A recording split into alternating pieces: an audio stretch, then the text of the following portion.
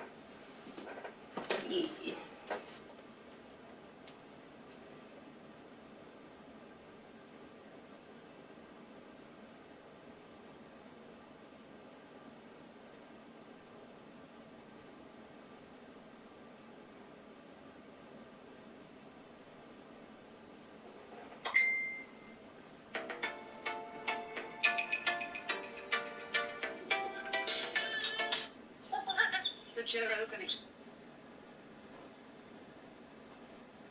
experience. You're on the phone?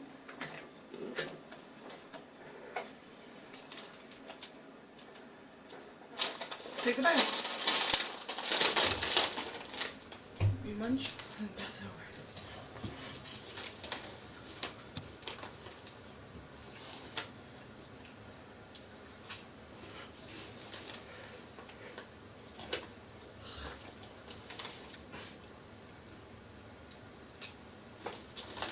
I hate when I tap the wrong app by accident.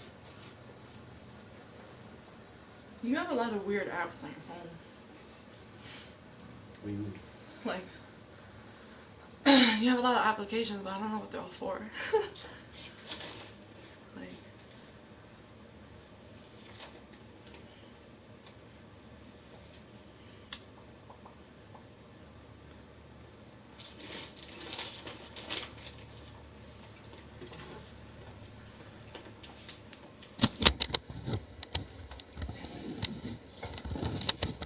I want to get the napkins. I want to get the tissues. I don't want people to see me. She's gonna follow.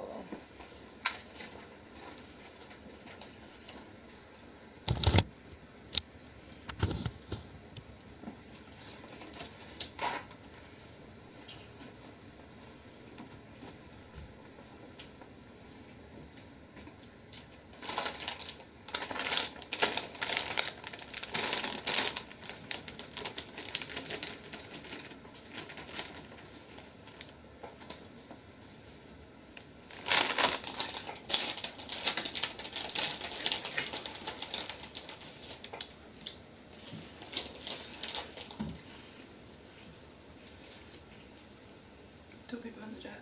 Whoa. Views. What up, guys?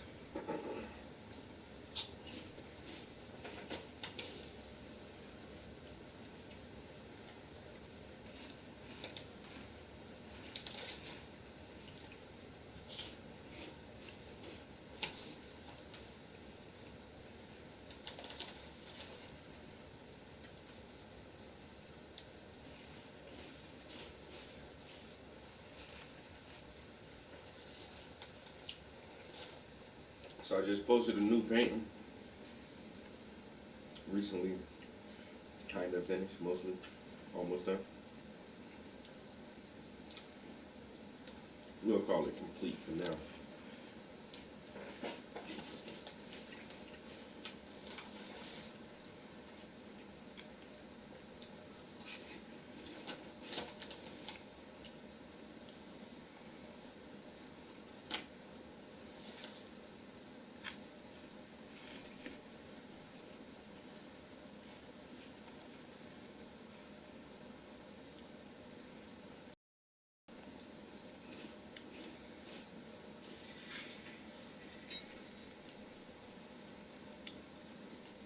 What's the size? Damn, somebody asked what size is that canvas. I think that's a 24 by 30. That's a bad place for those. Don't knock them over.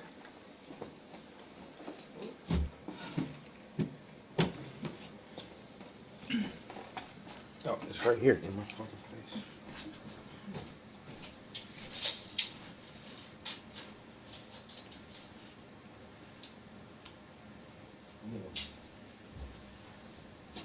That's definitely 24. Yep. Another 30, yep. Why'd you doubt yourself? I know. Just to make sure. I should be able to eyeball the canvas across the goddamn museum, but I can't.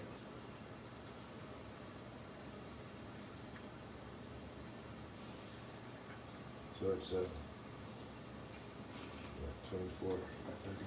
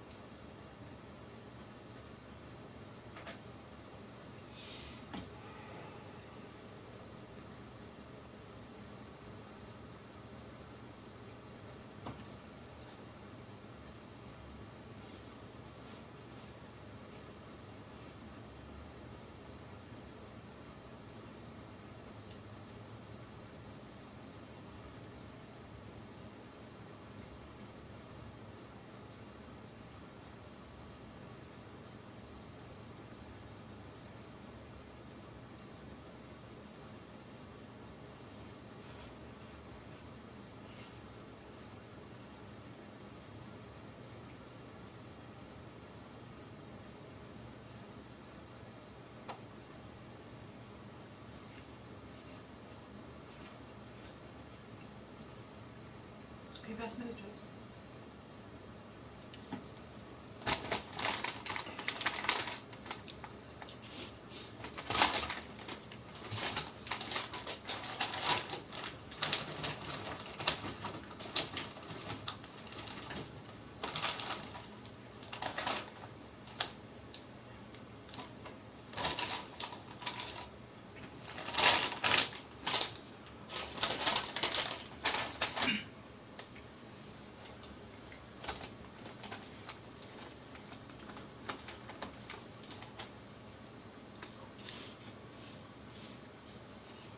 I can't wait to see this painting when it's done.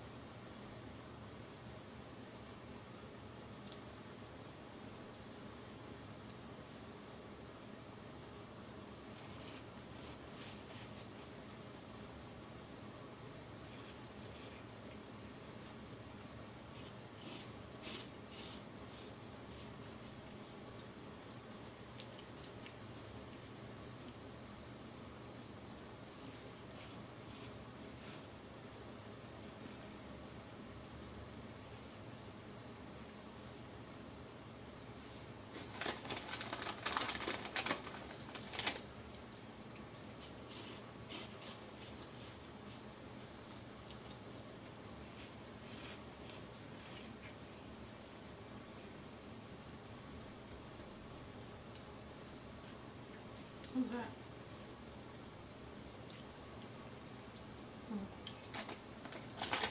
Sweet. Oh.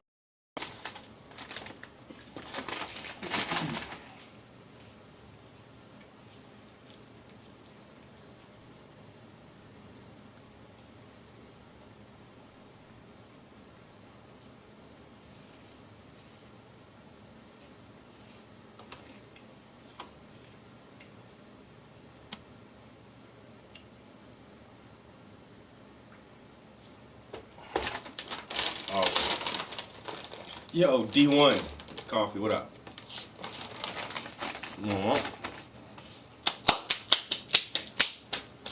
Had to talk some numbers real quick. But I got 2 commissions to work on, bro. I was on vacation for a little minute, dude. Like, had a little family get together in South Carolina, so You close this. I'm gonna put. I had to do that for a while. But while I was out of town, I wound up getting 2 commissions. One from a return client, Bet. and Give me my water. so we're gonna do a real big black and white portrait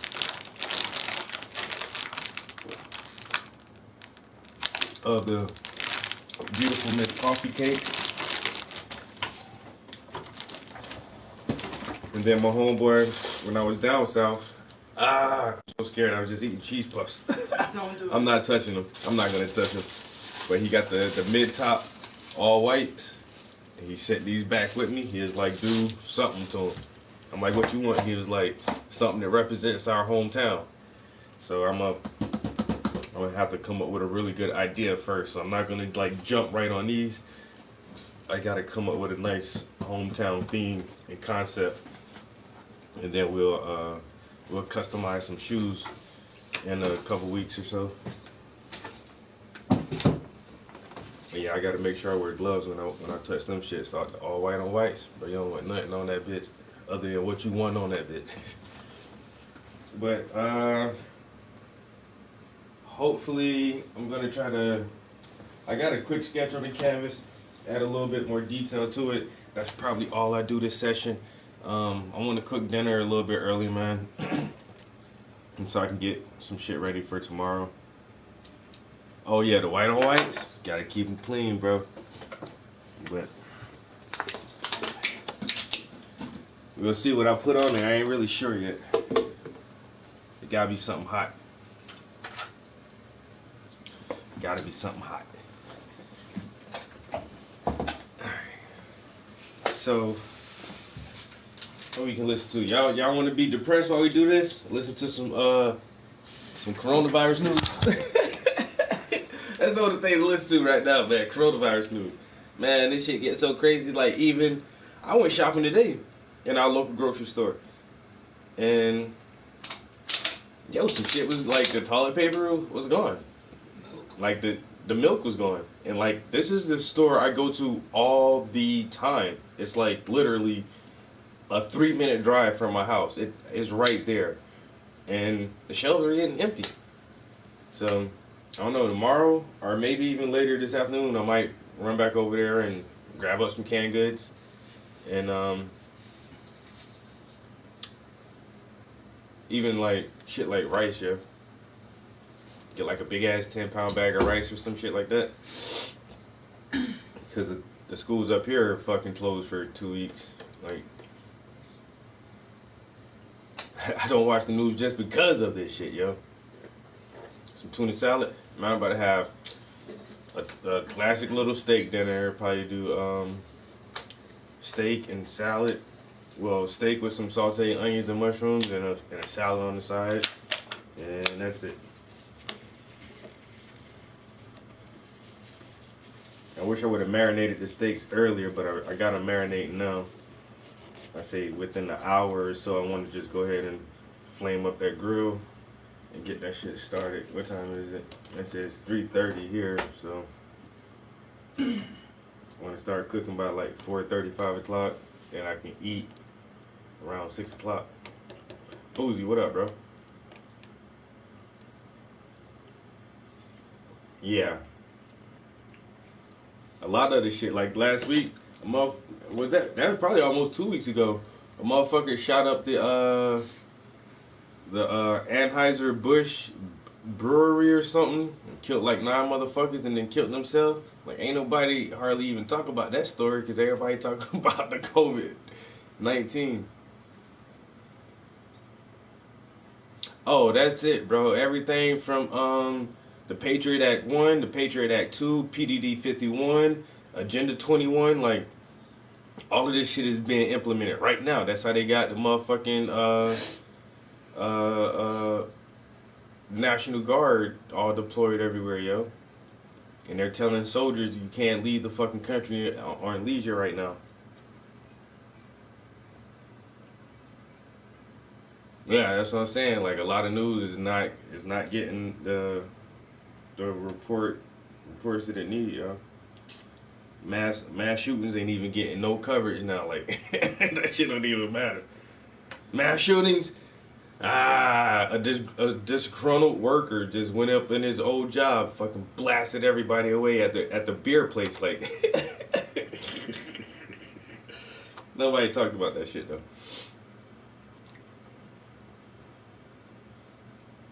She's like, please, no COVID news. Okay, no COVID.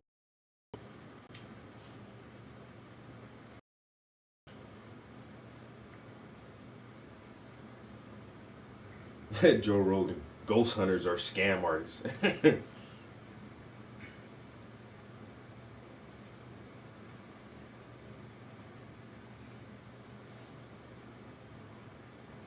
Australia, are you sure? Them Aussies are pretty resilient. I'm like, fuck this, yo. Some dingo snot, some wallaby sweat, some kangaroo poo. Vaccination. You know why the U.S. can't find a vaccine for it? Because we shipped all our manufacturing off seas and offshores, and now China makes all the very important components of our medications. We get all the stuff we need to make our medicine from China. It's an irony.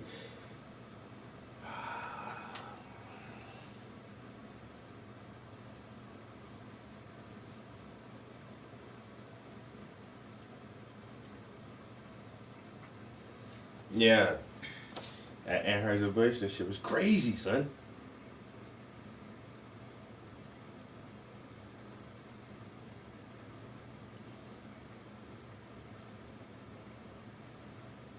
And you know what? It was a black dude too, and they didn't even cover that shit hardly. I'm like, damn, they ain't covered a black dude doing a mass shooting. That's crazy.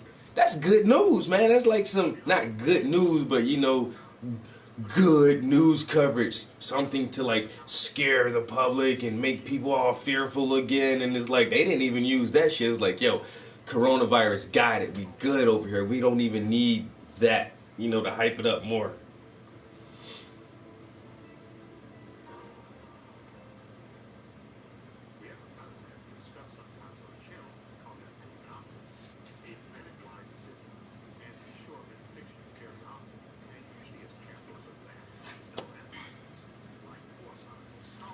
Am I not? Am I not on my Bluetooth?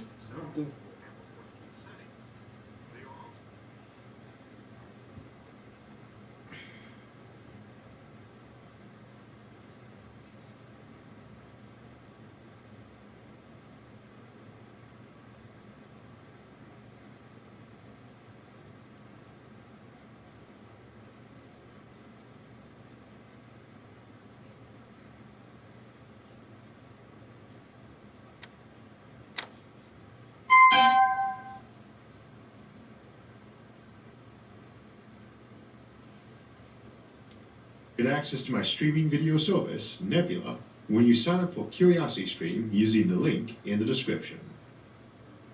We often worry about Earth getting overcrowded, but in truth it's not about how much space we've got, but how much energy and resources we need for those people. And if we've got those, we might be able to support far more people than today, and far more comfort than now.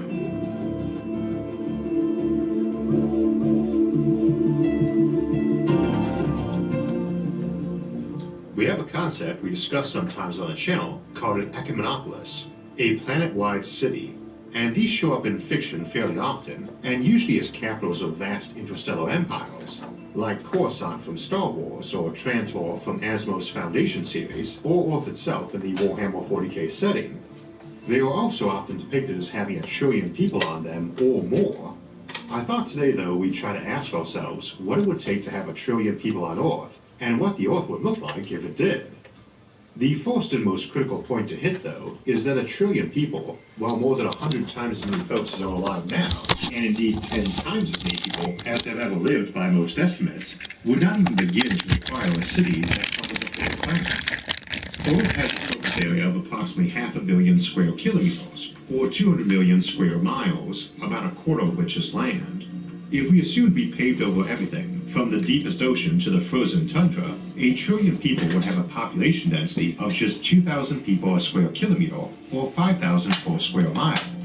That's hardly a small figure, but that's not even a fifth of the population density of New York City, which is not even the most densely populated city in the world. And while those not living there mostly know it for its skyscrapers, indeed few cities have more, they're only a tiny fraction of the buildings there and not where most folks live. Even if we didn't have any multi-story residences, even if we limited ourselves only to land and not sea, you'd still have 1,400 square feet, or 133 square meters per person, hardly a cramped home for a single individual, or even a modest family.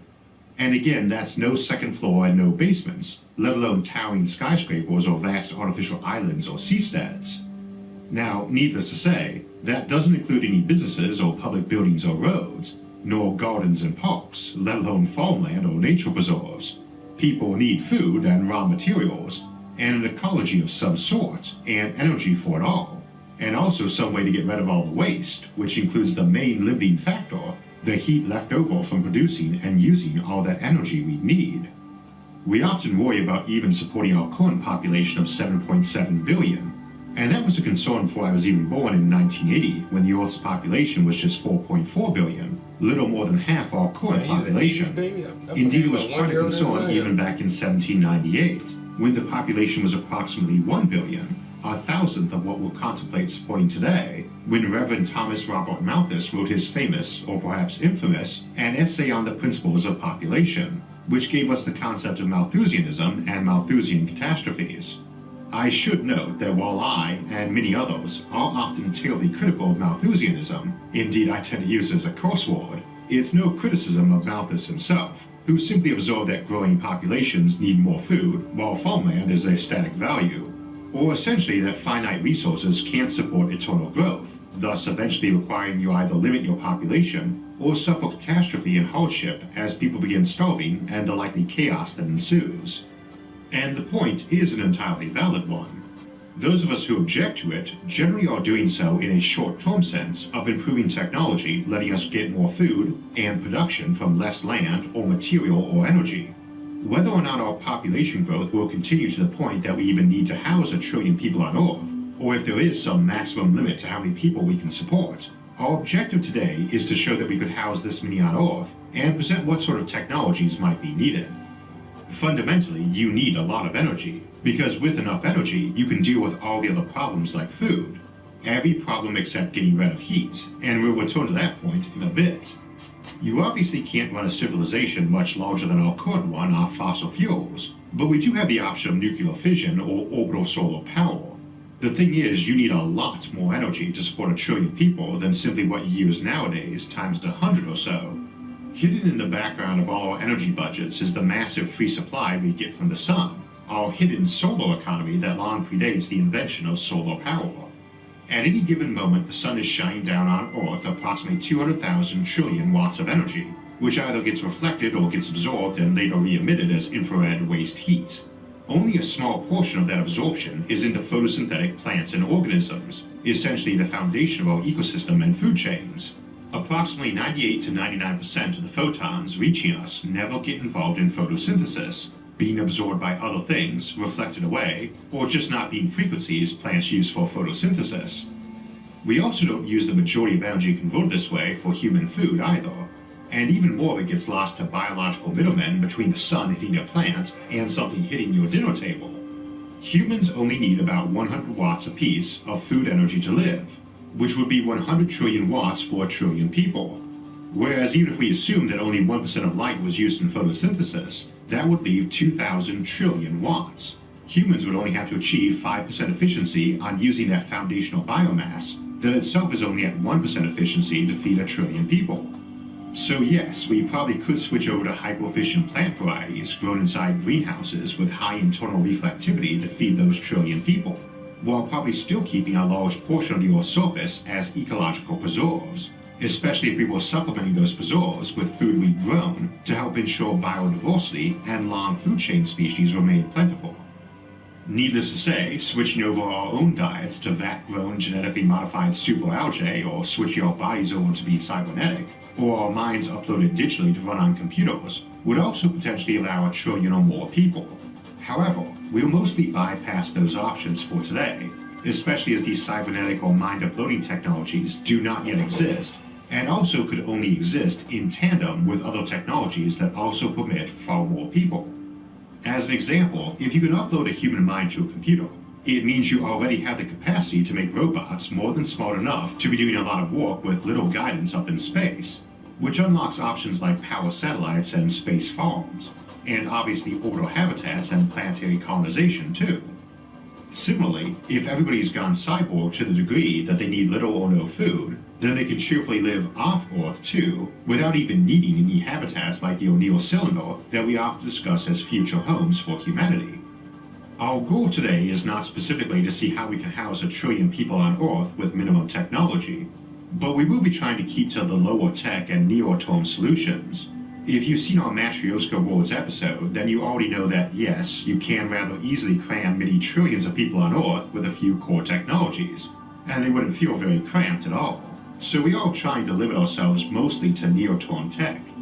However, it is worth keeping in mind that even if we were growing at 20th century levels, quadrupling every century or doubling every 50 years, we'd still need 7 doublings or 150 years to get to 1 trillion people.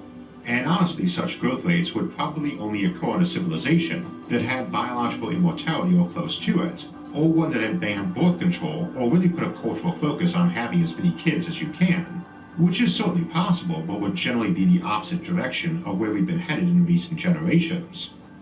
It is worth remembering, though, that much, if not most, of our declining growth rates are from a drop in accidental or unintended births and folks starting families later and or keeping them smaller. If you suddenly can extend human lifespans and fertility spans, and if there was not a perceived need to watch our population numbers, that trend could flip right back the other way and then some. Civilization where folks can live centuries while being biologically 20 or 30 something and with no pressing worries about food supply or ecological ruin is one that can grow a lot faster than doubling every 50 years, and probably would. People like kids, and a pretty big chunk of the population would cheerfully have another one every few years indefinitely if they were economically and medically able to do so, and had no worries about a Malthusian catastrophe. So while I personally doubt we'll hit 1 trillion people within a mere 350 years, by 2370 AD, either all on Earth or with some or most in space, it is possible and could happen even sooner than that. Key notion, though, if we're discussing near-term technologies, is that 350 years is a long time to discover these, and in general we'd only need 1 or 2 of them out of several that would do the trick for allowing that many people. And most all technologies I'd honestly be surprised if we didn't have by the end of this century. This would seem especially true if we have many times our current population to throw at scientific research and technological advancement. For a civilization on the rise, the number of scientists and specialists in general that you have rises faster than your population does, with the caveat that if we grew too fast, we might downward spiral into a Malthusian catastrophe, though probably to no one's surprise, I doubt the former will happen, and very strongly disagree with the notion that we're already in one. But that's not the topic of this episode, so we'll list that as an opinion and bypass it for now. Short form, if you've got more people and they're not all busy trying to achieve basic survival or cannibalize each other, you've got way more scientists working on cracking these technologies. So what are these technologies? Well, there are plenty, but the 3 big general types would be improved automation, enhanced biological knowledge and manipulation, and superior and renewable energy. Each of these has multiple avenues of development, and each could achieve our goal: 1 trillion people on Earth and in a sustainable way, either by themselves or in tandem with the others. Wow. On the improved automation front first, if your robots are really good, it utterly alters your economy, even if that's your only new technology. Almost everything gets cheaper, which includes building stuff like solar panels, batteries, greenhouses for food, the robots that plant, tend, and harvest that food, and very large structures for folks to live in. There are all sorts of pathways available to us that aren't economical right now, but way more productive and efficient if your simple labor tasks are being done by robots. We have a lot of crops we don't grow much because they are labor intensive. Even I know we're not watching coronavirus news, but yeah, I already that was one of my thoughts too. They're shutting down all these gatherings and whatnot. But what about movie production? Like to be on a set of a movie takes hundreds of people. Like we're not even gonna have any new film production or anything for a while, yo. Tom Hanks got that shit. Idris Elba got that shit. Like who gonna make the movie now? You know what I'm saying? This shit is crazy. And they didn't say black people were immune to it. They said Africans. It's kind of a difference, bro. Like if you don't have the genetic makeup from a true African who's never left the continent, and then black people who have, dispersed across the world and have, interbred with different races for over years, like there's dark-skinned people outside of Africa who look just like regular black people, but they may have a great grandfather who was white or Irish or some shit mixed in there still. But like motherfuckers who ain't, like those small groups of people on the African continent who are true Africans, man, the motherfuckers probably immune to every goddamn thing. Produce more calories per acre than most of our staple cereal crops. We also grow stuff under an open sky because glass or polycarbonate greenhouses are quite expensive to build and maintain. But such structures produce an order of magnitude more food per unit of land area and use far less fresh water and nutrients, and those climate-controlled facilities are also less susceptible to disease and disrupting the local ecology, or being disrupted by it, such as via a swarm of locusts. If your robots are making the glass, doing most of the construction and maintenance, and tending and picking all the food inside, not only do you have a huge boost in food production, but you've got way more folks available to be working on new technologies too. Such robots hardly have to be brilliant either, barely insect level. Improvements in biological sciences, our second avenue, could potentially achieve the same thing. Hacking plants to be more efficient. Ain't no movie production going on. We're gonna lose everything. It sounds rather less science than science fiction to imagine. Alright, it was like the shit just kept getting scary and scary. My bad, I'm talking about this, yo. But like, so the basketball shit, when they cancel all the sports, I'm like, whoa, this is crazy. This has never happened. And then somebody showed me a picture of Mecca. And they closed Mecca? Like, yo, like, nigga, this they holy place of worship. Nobody don't close Mecca, man. Motherfuckers walk 1,000 miles. They walk 1,000 miles just to get there and pray. Till they got, and they close Mecca. I'm like, man, this is apocalypse for real, man. I thought shutting down the NBA was bad. But when they shut down Mecca, come on, man. You know something wrong. Them Muslims ain't playing with that shit. How you shut down the holy city? Growing greenhouses like they grow shells or coal, but maybe not that big a jump either. Nor would hacking plants to be able to maximize their use of sunlight, potentially growing various simple organisms that we could process and print into whatever food we felt like, or at least a facsimile good enough to pass the taste and texture test. Not that it necessarily has to. While food is a great source of pleasure, and we're all glad for the diversity that modern agriculture and transport permit us, most of human history did not allow for particularly diverse diets, and much of our culinary arts were about how to make tasty or at least edible food that was mostly made of whatever the local main staple crop was. So I'm quite sure we could find a way to make even some gene-hacked algae types more palatable than what most of our ancestors not only lived on, but were grateful for. I hate to call us spoiled, and certainly hope our own descendants will regard us as having suffered great hardship compared to them. But our ancestors certainly had it rougher, and the episode is not titled, Can We Have a Trillion People Living in Utopia? Now the third big one is just energy. If you've got a cheap renewable power supply, you can't just flat out grow all your food under artificial lighting. But that power supply can't just be cheap and renewable, it needs to be abundant too. Fusion is obviously one option, though shouldn't be regarded as some magic wand of ultra-cheap energy. And indeed, as we mentioned in Power Satellites, it's actually not your best way of maximizing how much electricity you can have on Earth. A fusion plant, by default, like any other power plant, is going to be producing a big chunk of its energy as waste heat, and we can only get rid of so much heat without building some of the more over-the-top megastructures, like we looked at in Matryoshka Worlds. Alternatively, microwave power transmission from space-based solar removes that problem. Ground-based microwave antennas, rectennas, convert microwaves into electricity at 80 to 85% efficiency, way better than you'll get out of any power generation system that relies on boiling water to turn a turbine.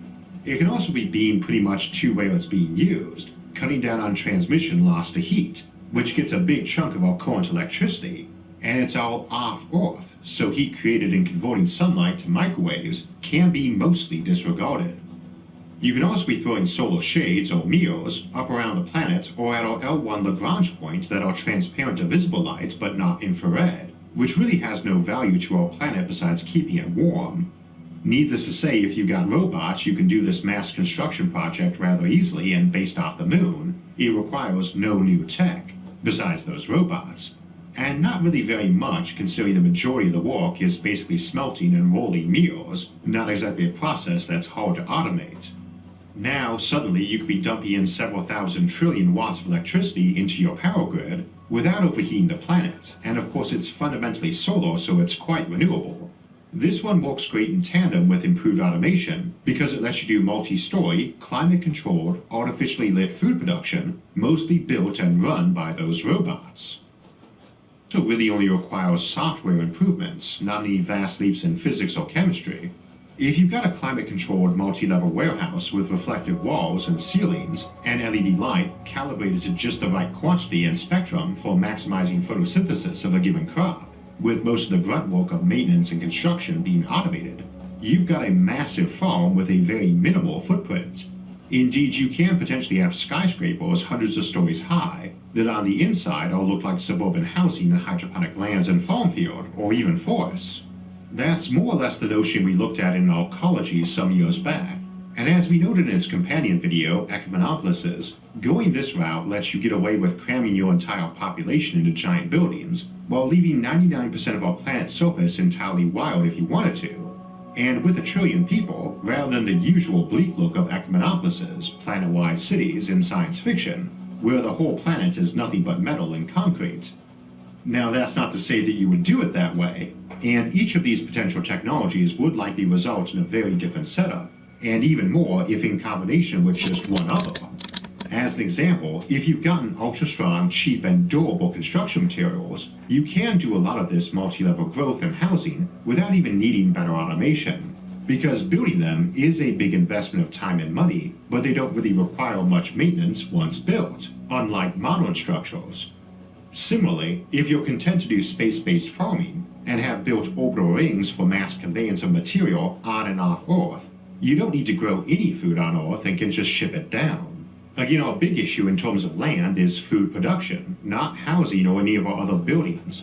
And if we're just talking housing and other such facilities, you could cram 1 trillion people into large skyscrapers with lavishly spacious apartments and not even use 1% of our land surface, or even into subterranean facilities and not even see human civilization on the surface, except where the tethers from the orbital rings carrying cargo and power entered into them.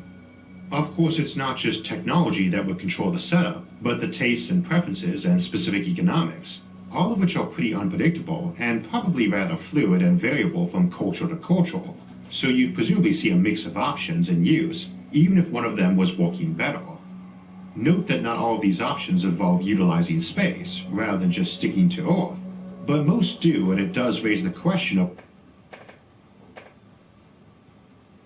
have 1 trillion people on Earth, especially since most of these setups also imply you could be doing a lot of the other options we've looked at, such as O'Neill cylinders or terraforming other worlds, where folks might prefer to make their homes.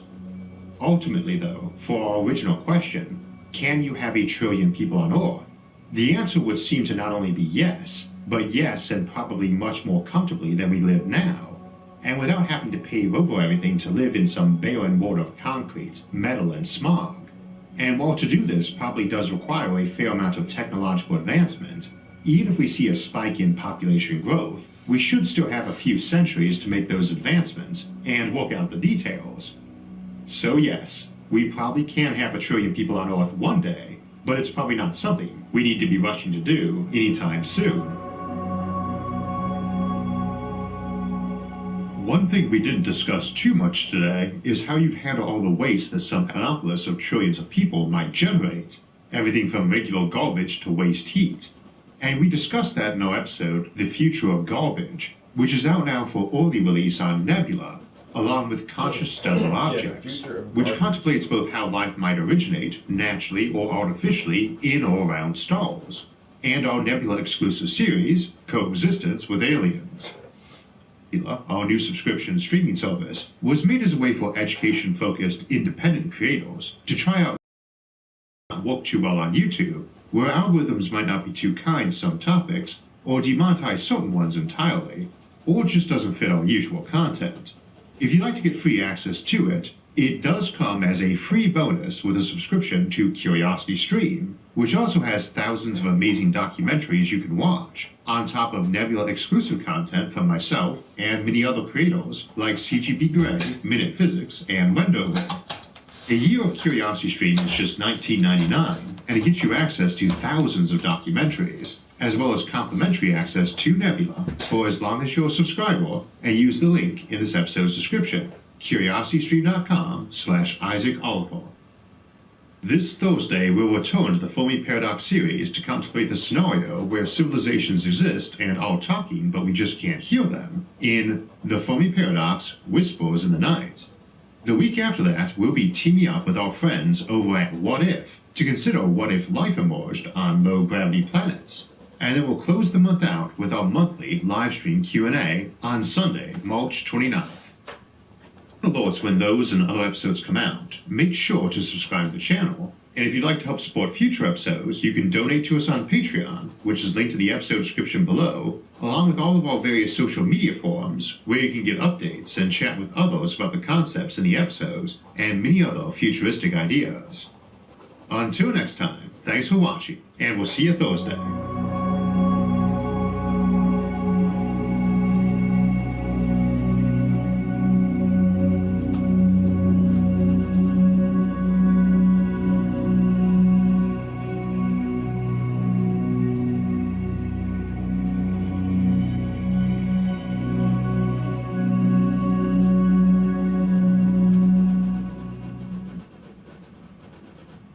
Trillion people living on the planet, and he says we can do that with no problem.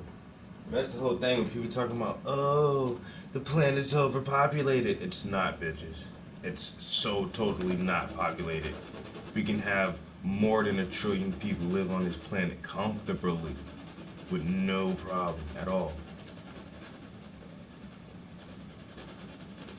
Population reduction, calm the fuck down. We don't need population reduction, we need better science. That's all we need is better science. Wow, I actually thought this would have taken me a lot longer than it is. But it's not.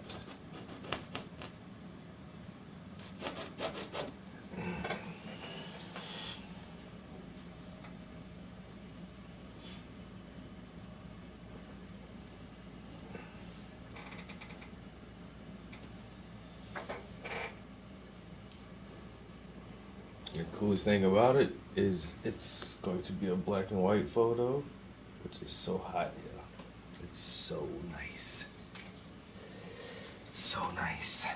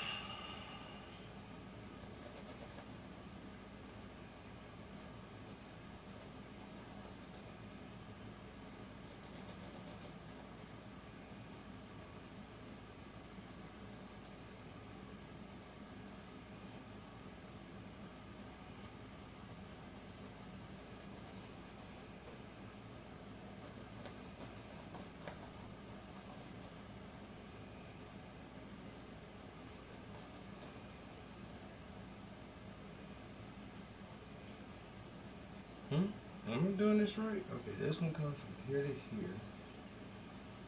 Boom. Oh, but it comes down. Alright, it comes down like that. It's a cool looking bracelet though. I like it. Just trying to figure out how these links are going. So this link, yeah, this link comes from here to here.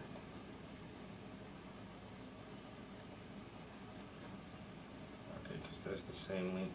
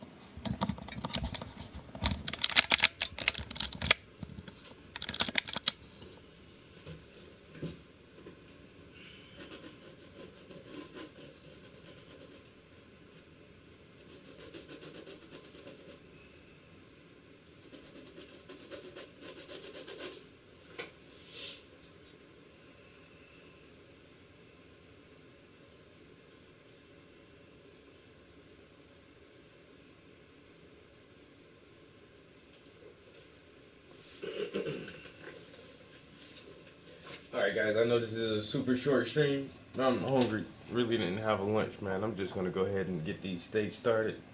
If I'm not back in here later this evening, I'll definitely be in here tomorrow afternoon after work, trying to finish up this sketch. Just want a little bit more detail in it before we get started on the painting, but this is going to be a very, very beautiful painting.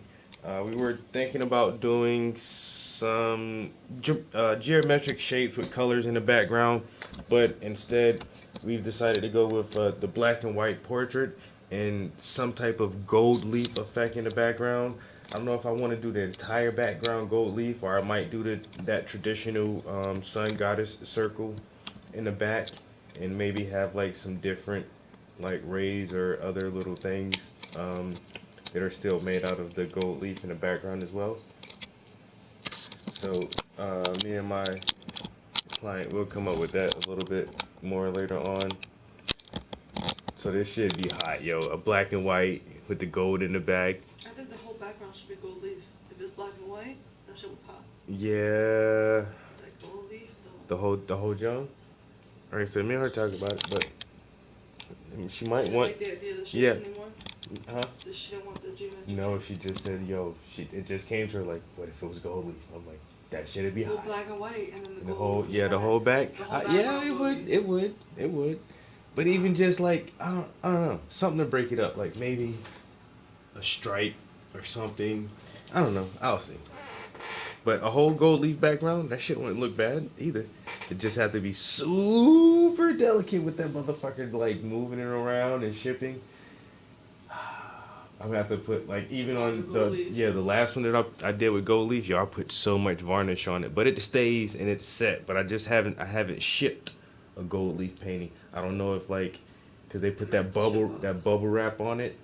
But I'm figuring like I said, if I put a heavy ass layer of varnish on it, it should stay with no problem, even if it is the whole background. Varnish it more than once, literally. Yeah, spray, wait a few days, varnish again. Mm-hmm. All right, guys. I appreciate everybody chilling in the studio with me, watching the progress of these portraits.